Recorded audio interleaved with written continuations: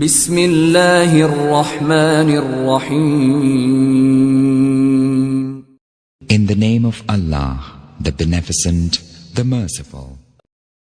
بسم اللہ الرحمن الرحیم. السلام علیکم. میں ہوں پروفیسر حکیم رائے خالد. ہم آپ کو ہر بیماری اور اس کی علامات اور اس کے علاج کے بارے میں مکمل رہنمائی دیں گے. تو خصوصاً صحت سے متعلق تمام مسائل اور ان کے حل کے لیے ہمارے ساتھ جڑے رہنے کے لیے ہمارا یوٹیوب چینل سبسکرائب کریں اور بیل آئیکن کو ضرور پریس کریں. اگر آپ کو بھی کوئی ایسے مسائل درپیش ہیں تو کمنٹس باکس میں کمنٹس کریں یا دیے گئے نمبر پر کال کریں. ہمارے دواخانے کا ایڈریس ہے خالد دواخانہ، چوک ہانیہ والا، غلہ گودام، اکاڑا. آج ہم آنتوں کے زخم کے بارے میں بات کرتے ہیں.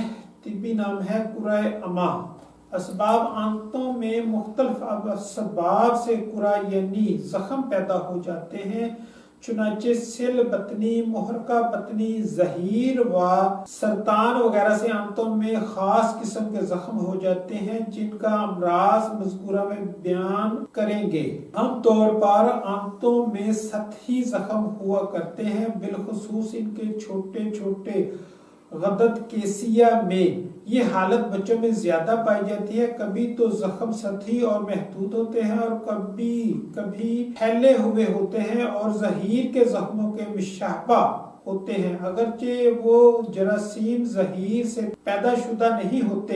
کانی آنت اور خمدار آنت میں جو زخم ہوتے ہیں وہ اکثر سخت صدع کے سبب پیدا ہو جاتے ہیں، لیکن بعض غیر معمول اسباب سے بھی بڑی آنت میں زخم پیدا ہو جاتے ہیں. یہ زخم اکثر تو ایک ہی ہوتا ہے اور زخم معدہ کے مشابہ ہوتا ہے، اور کبھی بیرونی زخم آنتوں میں سرائیت کر جاتے ہیں. زخموں کے مختلف کوائف کے لحاظ سے علامات بھی مختلف ہوتی ہیں، لیکن اسہال تقریباً ہر حالت میں آتے ہیں. یہ اسہال اکثر متفن ہوتے ہیں اور ان میں پیپ، بلغم، خون اور بعض اوقات بوسیدہ بلغمی جھلی کے ریشے یا ٹکڑے ہوتے ہیں. درد بھی کم و بیش بالعموم موجود ہوتا ہے.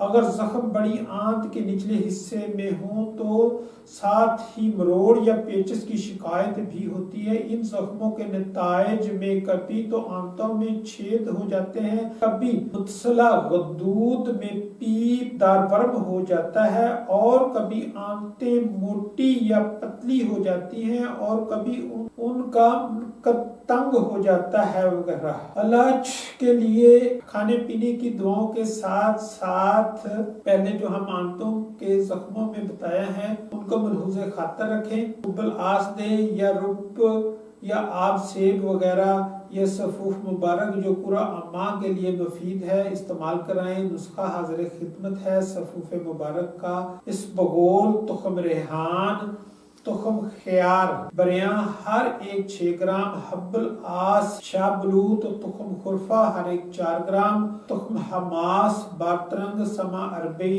گل ارمنی، گل قبرصی، گل کیمولیا نشستہ ہر ایک 5 گرام، بسد، کوہربا، گلنار، تباشیر، کشنیز بریاں، گل سرخ ہر ایک 7 گرام، سرطان بحری، زہر مورا سوختہ، اکاکیا اسارا، ریشہ دار برگد ہر ایک 2 گرام. سوائے پہلے تینوں تخموں کے باقی ادویہ کو باریک پیس چھان کر بمقدار 5 گرام ہمراہ رب العاص یا رب سیب یا شربت حب العاص وغیرہ میں دیں. غذا لطیف اور زود ہضم دیں. اگر بخار ہو تو گائے کے تازہ دہی کا پانی پلائیں. اس کو اہم تاب کے خشکہ کے ہمراہ دیں. ایسی حالت میں دودھ یا شوربہ سے نقصان ہوتا ہے. اگر یہ ہماری ویڈیو آپ کو پسند آئے تو لائک اور شیئر کیجیے گا. شکریہ.